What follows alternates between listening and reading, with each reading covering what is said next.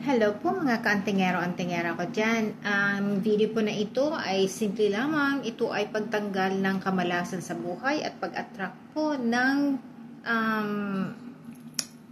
prosperity or ng good luck po. So ito ay napakasimpleng pamamaraan po lamang at maganda po ang resulta nito. Pero po, huwag makakalimot magdasal sa mahal na Diyos. Syempre, at magandang umaga, magandang tanghali, magandang hapon, magandang gabi mga kaantingero-antingera ko dyan. So, anyway po, itong pamamaraan na ito ay, ito po ay sinauna pa. At napakadali lang po nito.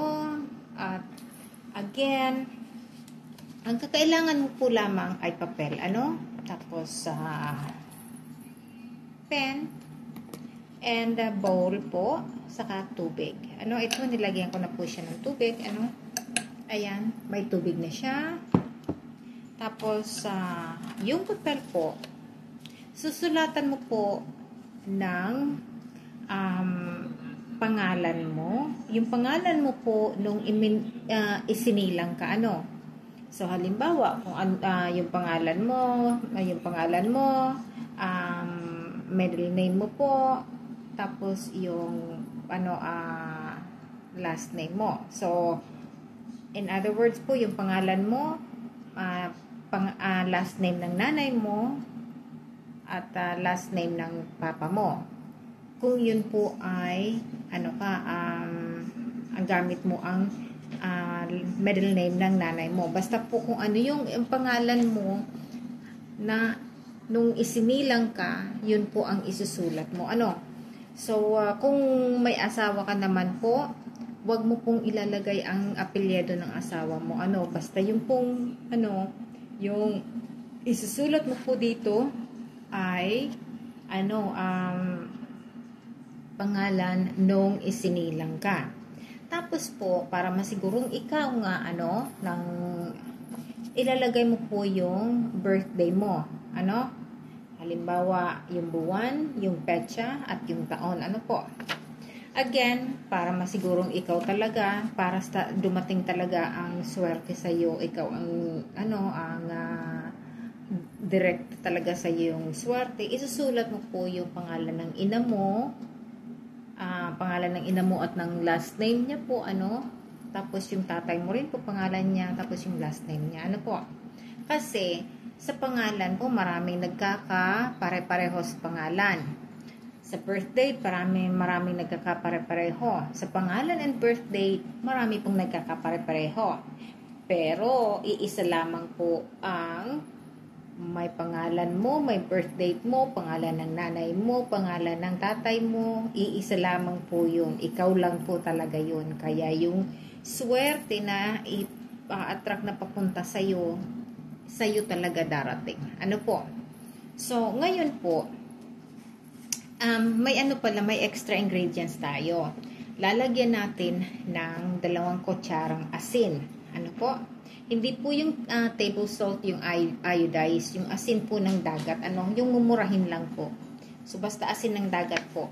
So, 2 kutsara lang po, So, ilalagay mo sa tubig dito po. Iginawa ko na yung po, ayan, na. So, nag-mix na po siya. So, ang gagawin mo po, isinulat mo na ginawa mo na yung pangalan mo, yung apelyido mo, yung birth date mo, yung na mama mo and papa mo, So, ngayon, hindi mo po isusulat kung ano ang gusto mong mangyari sa buhay. Kasi tatanggalin po yung, yung kamalasan, So, yung asin mismo, siya ang magtatanggal mismo po ng kung ano ang naka-attach na ito sa pangalan mo, sa ikaw, So, ilalagay mo lang po na ganon. Patiulog po, yung patiulog, hindi po yung tihaya. So, hayaan mo po na yung tubig na may asin, ma-absorb po, na mabasa lahat siya. So, wala ka pong ibang gagawin kundi ito, ilagay mo lamang po ito halimbawa sa sa hindi maaabot ng tao na maano yung halimbawa babasag. Pwede mo po itong ilagay sa ilalim ng higaan mo or ilagay mo sa pasamano or sa altar mo. So basta hindi po siya maghintay ka po ng ng 7 days na simula nung gawin mo. So ito po, gawin mo po ito sa anumang araw na available ka, basta siguraduhin mo na 7 days po ito.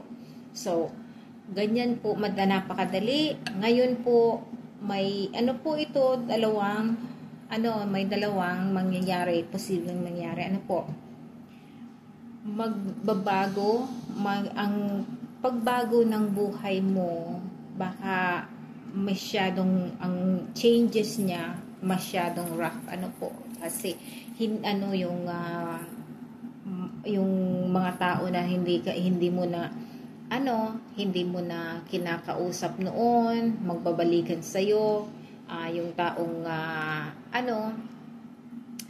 may mga opportunity so ang posibleng negative na po nito dala kasi may negative itong dala bago yung positive kasi ito po ang lahat po ng opportunity magdadala sa iyo. So ngayon yung mga negative, yung halimbawa yung mga tao na yon lalapit po sa iyo kasi mag-uusyoso na yon kung ano ang mga nangyayari na positibo sa buhay mo. So ika nga magiging tentasyon sila sa iyo dahil sa pag-angat ng buhay mo. So yun naman po, napakadali lang, pero yun nga po sinasabi ko na ito po ay ang posibleng rapid ang changes po ng ng buhay mo. So meron pong mga negatibong paparating na mga hindi mo naman ini-expect na darating sa iyo.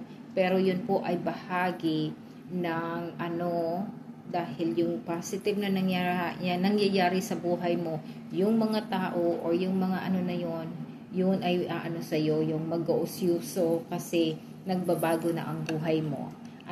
So anyway po, wag lamang makakalimot sa mahal na Diyos. Syempre siya pa rin po ang napaka importante sa buhay natin.